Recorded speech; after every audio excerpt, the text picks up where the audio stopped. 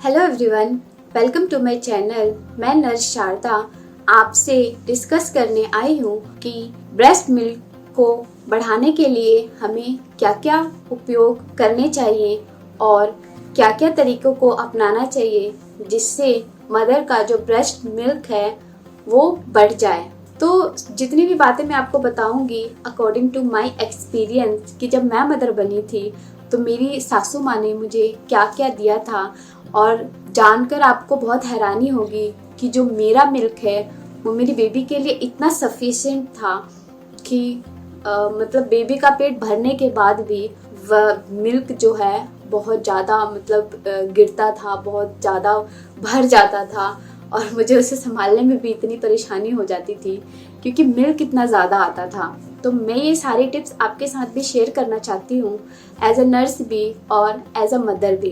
तो आइए हम जानते हैं कि ब्रेस्ट मिल्क को बढ़ाने के लिए जो सबसे ज़रूरी है वो मदर की डाइट है, कि वो कैसे डाइट खा रही है, वो कैसा खाना खा रही है।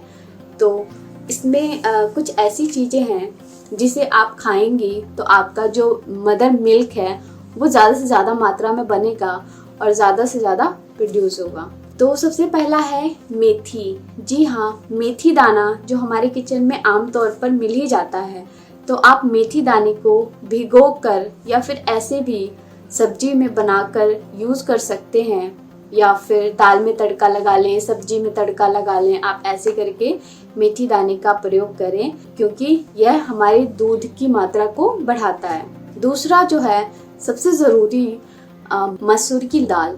मसूर की दाल जो है, क्योंकि देखिए न्यूली मदर्स जो होती हैं उनको सारी चीज़ें डाइजेस्ट करने में बहुत प्रॉब्लम होती है और उन्हें सोचना बहुत पड़ता है कि हम क्या खाएं कि हम मोटे भी ना हो और जो मिल्क है वो भी बहुत ज़्यादा आए और बच्चे को भी परेशानी ना हो।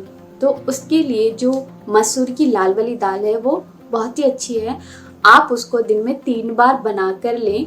ज़्यादा नमक मिर्च मसाला ना डालें और सिर्फ नमक और हल्दी डालकर आप उसको दिन में 3 बार ले सकती हैं, रोटी के साथ या फिर चावल के साथ, जैसे भी आपको ठीक लगे। तो ये तो रही डाइट की बात। दूसरी बहुत ही इम्पॉर्टेंट है कि आपका पोजीशन कैसा है बच्चे को दूध पिलाते टाइम। जब भी आप दूध पिला रही हो तो आपको ये ध्यान रखना बहुत ज़रूरी है कि आप बैठी कैसे हैं। जब भी आपको दूध पिलाना हो तो आप बिल्कुल सीधे पोजीशन में और कंफर्टेबल पोजीशन में बैठें ताकि बच्चा भी कंफर्टेबल हो और आप भी आधे घंटे तक बैठना होता है तो आधे घंटे आप बिल्कुल कंफर्टेबल पोजीशन में बैठ सकें। दूसरा है कि हम मदर का मेंटली स्टेटस कैसा है।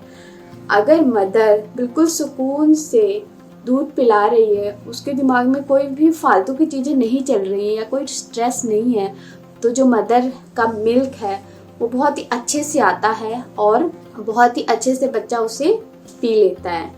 तीसरा है बच्चे की शकिंग पावर कैसी है, बच्चा कैसे अच्छे से सक कर पा रहा है या नहीं कर पा रहा है। ये भी बहुत इम्पॉर्टेंट बात है कि दूध अगर बच्चा अच्छे से सक करेगा तो ज़्यादा अमाउंट में दूध बनेगा, हमारे ब्रेन को मैसेज जाएगा कि दूध की कितनी रिक्वायरमेंट है और अच्छे से दूध बनेगा और बच्चे का भी पेट भरेगा और बहुत अच्छे से दूध आएगा। चौथा है कि आप बच्चे को कितनी देर बाद दूध पिला रही हैं। जी हाँ, आपको ध्यान रखना बहुत ज़रूरी है कि बच्चे को हर 2 घंटे बाद, चाहे दिन हो चाहे रात हो, आपको बच्चे को मिल्क देना ही है। इससे फ़ायदा ये होगा कि हमारे ब्रेन को मैसेज जाएगा कि कितनी रिक्वायरमेंट हो रही है बच्चे को और उसी हिसाब से दूध भी बनेगा और दूध भी आएगा। सबसे इम्पॉर्टेंट बात यह है कि जब आप मिल्क पिलाना शुरू कर रही हैं तो आप उसको बीच में स्टॉप ना करें, कंटिन्यू 6 महीने तक दूध पिलाते रहें